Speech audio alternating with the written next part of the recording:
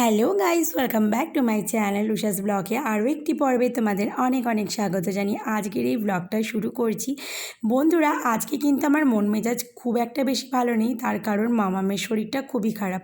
আর কি হয়েছে না হয়েছে সেটা তো তোমরা ব্লগটা কন্টিনিউ করলেই বুঝতে পারবে। তো যাই হোক, সকাল সকাল অনেক তাড়াতাড়ি উঠেছিলাম, উঠে দেখো মামামের জলের বোতল ভালোভাবে পরিষ্কার করে নিয়েছি। নিয়ে না একেবারে জলের বোতলটা গরম জল দিয়ে আর কি ভালো করে নুন দিয়ে ফোটাচ্ছি। তো এগুলো তো করতাম মাম্মাম যখন অনেক ছোট ছিল তখন, আর এখন মাম্মাম আমাদের বড়দের বোতলেও জল খায়। তো এই বোতলে খুব একটা বেশি জল খাওয়াতে লাগে না, কিন্তু আজকে একটুখানি বোতলটা পরিষ্কার করছি। তো সকালবেলায় ঘুম থেকে উঠে আমার কিছু জিনিসপত্র আনা হয়েছিল, সেগুলো ভাবলাম যে শোকেসের মধ্যে ঢুকিয়ে নিই। তো অনেক সকালবেলায় আজকে উঠেছি, প্রায় ওই ধরে রাখো 5টা নাগাদ উঠে গেছিলাম, 4:30 5টা। তো উঠে আর কি একটুখানি যোগব্যায়াম করাচ্ছিল, করে নিয়ে একেবারে ফ্রেশ হয়ে যা যা কাজ ছিল টুকটাক সেগুলো কিন্তু মাম্মাম ওঠার আগে অবধি সমস্তটা সেরে নিয়েছিলাম।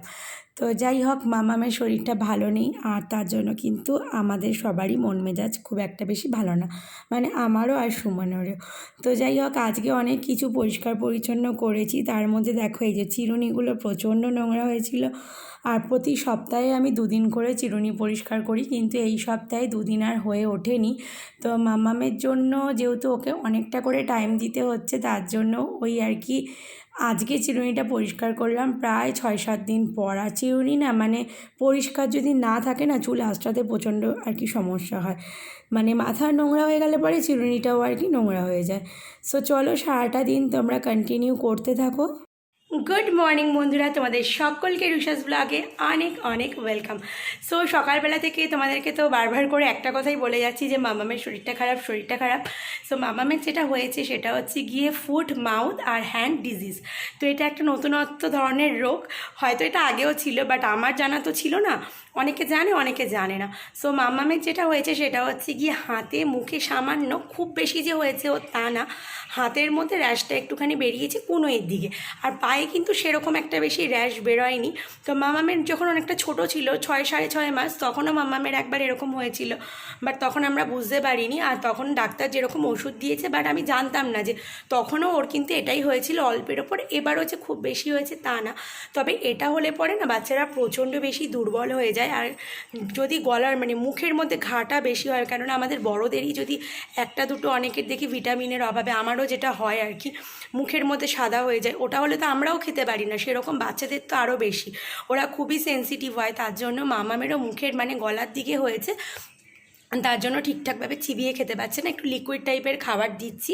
তো মামামের স্কুল টুল সব একেবারে বন্ধ, আর আমিও হচ্ছে কি কদিন দোকান যাচ্ছি না, একেবারে বাড়িতেই রয়েছি। মামামকে একেবারে ফুল কেয়ার করছি যতটা আর কি করা যায়। তো ডাক্তারের কাছে নিয়ে যাইনি, বাট স্যার আর কি আমাদেরকে ফোনে আর কি দেখে ওষুধ দিয়ে দিয়েছে, তো সেগুলো টাইম টু টাইম ওকে দিচ্ছি।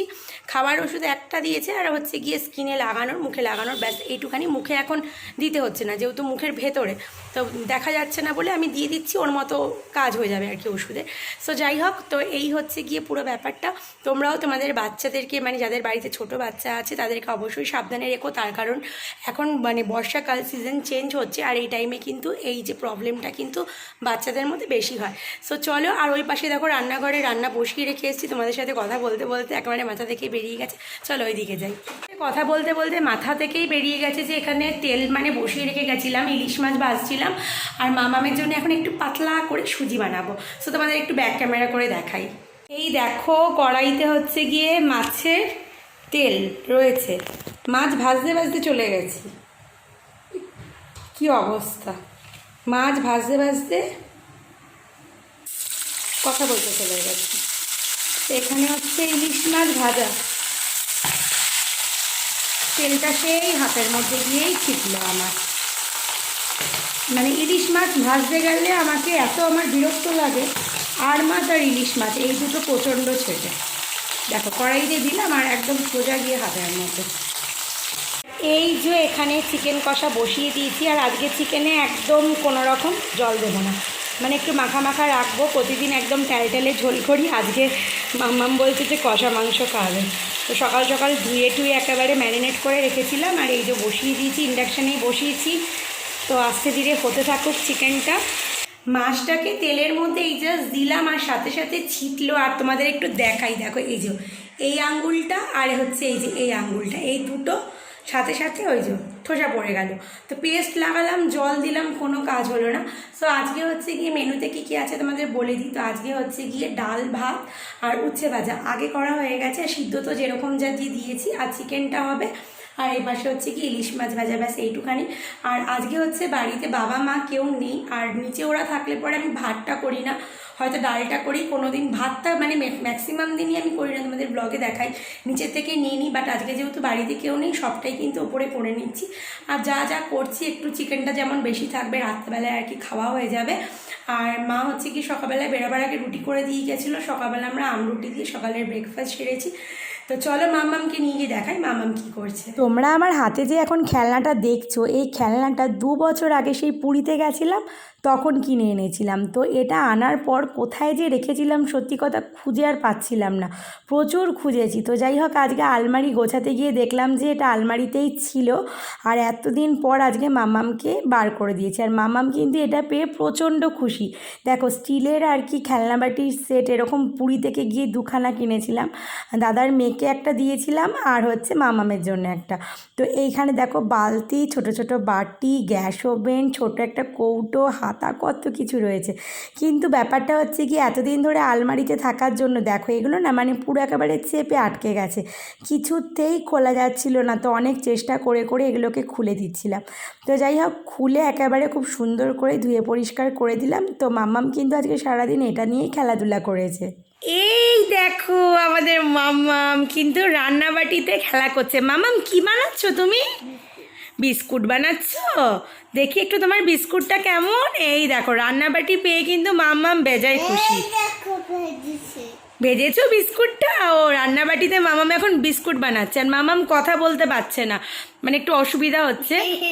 হ্যাঁ, কথা বলতে অসুবিধা হচ্ছে। আর মামামের কি হয়েছে চলো তোমাদের দেখাই। দেখো হাতের মধ্যে এই যে এই ধরনের ছোট ছোট র্যাশ বেরিয়েছে, তোমাদের বললাম দেখাবো। এখন তো মানে কমেই গেছে, নেই বলতে গেলে একটুখানি। আর হচ্ছে এই যে এই হাতটার মধ্যে একটুখানি, ব্যাস। এই আর এই সমস্ত জায়গাগুলো দিয়ে কিন্তু একদম ছোট ছোট একটু একটু বেরিয়েছিল, এখন আর নেই, কমে গেছে। আর মুখের ভেতরে মানে গলার দিকে হয়েছে, আর কিন্তু সেইভাবে হয়নি। হ্যাঁ এই তো, নাও তুমি খেলো, আমি কাজ করি। না, মামামকে স্নান টান করিয়ে খাইয়ে এই জাস্ট ঘুম পাড়লাম। তো এখন এই যে আমিও একটুখানি খেয়ে নিলাম। আর সুমন বাড়িতে নেই, অফিস থেকে জাস্ট বেরোলে এখন ওই 4টের কাছাকাছি বাজে, 4টে বাজেনি, 10 মিনিট বাকি। তো এখন কোনো কাজ নেই, শুধুই হচ্ছে গিয়ে কি বলবো, কোনোই কাজ নেই, মানে একদম হাত পা ছাড়া মানে বসে রয়েছি, ভালো লাগছে না। তো ভাবলাম তোমাদের সাথে একটুখানি কথা বলে নিই। তো একটুখানি রেস্ট করে নেব, তারপর সুমন একটু পরে আসলে পরে চা টা বানাবো। এই জাস্ট খেয়েই উঠলাম, একদম অল্প করে খেয়েছি। আর হচ্ছে গিয়ে বাড়িতে একা থাকলে আমার সবথেকে বেশি যেটা ভয় লাগে সেটা হচ্ছে গিয়ে হন্টেড একটা ব্যাপার, মানে ভৌতিক ব্যাপার স্যাপার। আমার মনে হয় যেন কেউ একটা আমার পাশ দিয়ে হেঁটে চলে গেল, কেউ মনে হয় আমাকে ডাকছে, এই ধরনের ভয়গুলো আমার প্রচণ্ড লাগে। তার জন্য না আমি মানে প্রতিদিন সকালবেলা ঘুম থেকে উঠেই আগে হনুমান চল্লিশা পাঠ করে নিই, রাতে শুতে যাওয়ার আগে একবার করে হনুমান চল্লিশা পাঠ করি, মানে শুধু এই ভয়টাকে এড়াবার জন্য। তো এইটা আমার কদিন ধরে দেখছি খুব হচ্ছে। বেসিক্যালি বাড়িতে যদি নিচেও কেউ থাকে এই ব্যাপারটা আমার হয় না, কিন্তু যেদিন বাড়িতে আমাকে একা থাকতে লাগে, মানে আমি আর মাম্মাম, তো মাম্মাম তো এখন অনেকটাই ছোট, ওর থাকা না থাকা কোনো মানে সেরকম না। যাই হোক, ও একটু বড় হলে পরে ব্যাপারটা অন্যরকম হবে। তো আমার মনে হয় পুরো বাড়িটার মধ্যে আমি একাই আছি, আর আমার একটা যেন কেমন ভয় ভয় লাগে। সো যাই হোক, এখন একটুখানি রেস্ট নিয়ে নেব, তারপর একটু পরে তোমাদের জন্য আছে কিছু দেখানোর কিছু আছে। তো আজকে আমাদের কোঅপারেটিভের থেকে গিফট অলরেডি দিয়ে দিয়েছে অফিসে, তো সুমন সেটা নিয়েই আর কি আসছে। তো আসলে পরে তোমাদের দেখাবো কি দিচ্ছে না দিচ্ছে। সো চলো বন্ধুরা, একটু রেস্ট নিয়ে নিই, তারপর তোমাদের সাথে কথা হবে। এটা হচ্ছে বিকালবেলার দিকের আর কি ব্লগ। তো বিকালবেলায় সুমন আসার পর একেবারে আদা দিয়ে এলাচ দিয়ে খুব জমিয়ে চা বানিয়েছিলাম। তার কারণ সুমন তো প্রতিদিনই কিছু না কিছু খাবার নিয়ে আসে। আর এই দেখো কোঅপারেটিভ থেকে এই যে মিষ্টির প্যাকেটটা দিয়েছে, প্রতিবারই কিন্তু মিষ্টির প্যাকেট একটা করে দেয়, তার সাথে গিফট। আর মিষ্টির প্যাকেটটা দেখো আনতে আনতে সুমন কী অবস্থা করেছে, মানে একদিকে হয়ে গেছে সমস্ত মিষ্টি। যাই হোক, যেগুলো ভালো ছিল সেগুলো আমরা খেয়েছি, আর বাকিগুলো সব গেছে। এটা এমনভাবে আর কি বাঁধা রয়েছে, খোলা যাচ্ছে না। কি আছে দেখি, সিঙ্গারা মনে হয়, না সিঙ্গারা না, স্যালাডও দিয়েছে এর সাথে, তাহলে অন্য কিছু চপ হবে। ও চিকেন পকোড়া, এই যে চিকেন পকোড়া নিয়ে এসছে, আর এর সাথে মনে হয় এই যে স্যালাড দিয়েছে, স্যালাড সস স্যালাড এগুলো দিয়েছে। তো এখন এটা খাবো না, পরে খাবো, এখন রাখা থাক, পরে খাবো। এখন মাম্মামের কাছে নিয়ে গেলেই বায়না করবে।